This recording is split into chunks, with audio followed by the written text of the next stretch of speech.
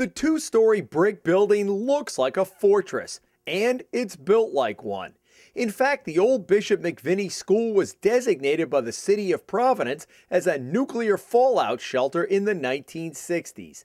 Constructed nearly 75 years ago in the shadows of the Cranston Street Armory, the building was home to thousands of parochial school students over the years. But for much of the past decade, it has largely sat vacant and was in rough shape when officials from a Providence charter school looking for new quarters toured the building last summer. We looked at the condition and realized that we had some work ahead of us. Dr. Mario Cirillo heads the Academy for Career Exploration, ACE for short, Rhode Island's first public charter school, and a school that's under the umbrella of the Providence School Department. For nearly 15 years, ACE was housed in the old UCAP building on Broadway.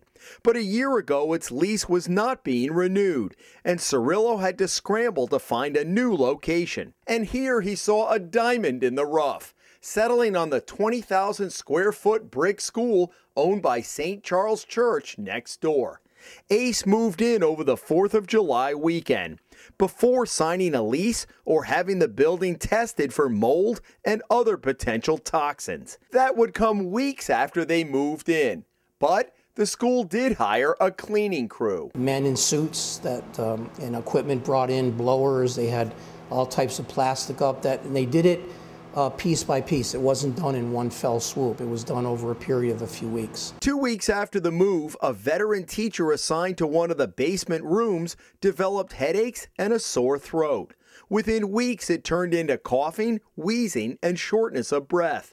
By October, she and another veteran teacher, also assigned to the basement, said they could no longer work there because of the mold and were ordered by their doctors not to go back. They eventually filed a workers' compensation lawsuit when the school stopped paying them last fall. While teachers and students have also reported respiratory problems, Cirillo says the building has been given a clean bill of health through testing and by city officials. And he stood by his decision to move here last summer in a wide-ranging interview last week with the Hummel report. He portrayed the two teachers as outliers who do not represent the rest of the faculty, even though one sat on the board of directors until she was removed in January. The rooms look great when students arrive for classes in late August, but the conditions worsened as summer turned into fall and eventually winter. Pictures we obtained showed problems persisting well into December and January. Was there a concern in your mind about mold when you moved in here? When we first came over to the building, it was obvious that there was a problem in the basement, and it was a concern, and we knew that going in. The basement houses a classroom, the cafeteria and gym, and the only student bathrooms in the building, as well as the teacher's lunchroom and guidance office. Cirillo told us the school spent $80,000 of its own funds on moving and getting the building ready to open last fall. St. Charles also spent $50,000 to get the building ready for occupancy. ACE is paying the church $7,000 a month in rent. It was paying more than triple that for the building on Broadway. The Hummel report obtained an email from the school's union representative to Cirillo and other administrators dated October 28th, saying 3 teachers, including the 2 who eventually filed the workers' comp suit, were having respiratory problems, and it named 9 children, she says, had to go to the nurse over the previous 2 to 3 weeks. Quote, with lightheadedness and dizziness, and many have been experiencing asthma-like symptoms. Eventually, the teachers filed a formal grievance with the school department, along with individual grievances from the 2 teachers who had been working in the basement classrooms. Those grievances were eventually denied, based in part on more testing done in February that the school says showed acceptable air quality levels. Everyone I talked to from the company, from the diocese, we all felt very confident. Now, Ms. Perry, why would you get a memo like this? Well, there still was a level of concern, but Ms. Perry is still here. She's still teaching here. Hasn't had any problems? No. All right.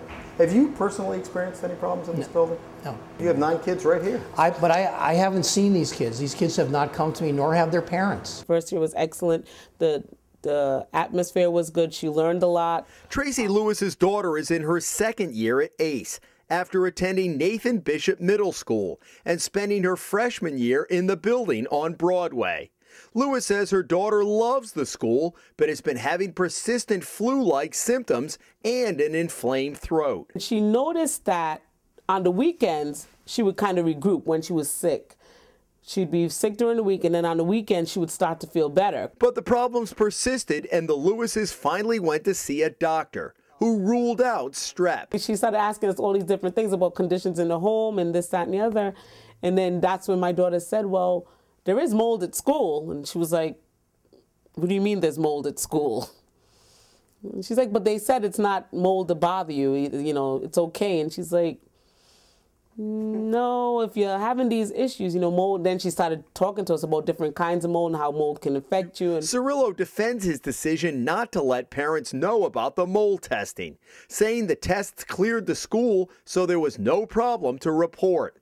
But the two original tests we looked at termed the mold moderate, requiring more testing. We did send memos to parents letting them know that we, first of all, moved our location. We sent memos telling them that we were taking care of the situations at the building, we were fixing it up and whatever. We never mentioned the mold problem because we felt that by the time their kids were in here that this was a situation that wasn't a situation. But the pictures we obtained show a building that still had problems months after the administration pronounced the school good to go. the administrators keep saying that the mold is not toxic, it's not affecting anyone. They've done testing and everything came back negative, but they've never sent any kind of letters out to the parents. They've never alerted the parents to anything like this. The only reason why I know about it is because I have a 15-year-old that attends that school. In its report, the testing company said the school should be kept at a humidity level below 55%. The October results showed levels well above that in the basement, one at 79%. She started asking other students if they were having similar issues, and everybody, some kids were like, you know, I've had a cold for a couple of weeks too, or I've had a sore throat, or, you know, sometimes I get headaches, because my daughter was becoming very lethargic at school. Her breathing was becoming very labored, like if she'd walk up and down the stairs. My daughter runs track.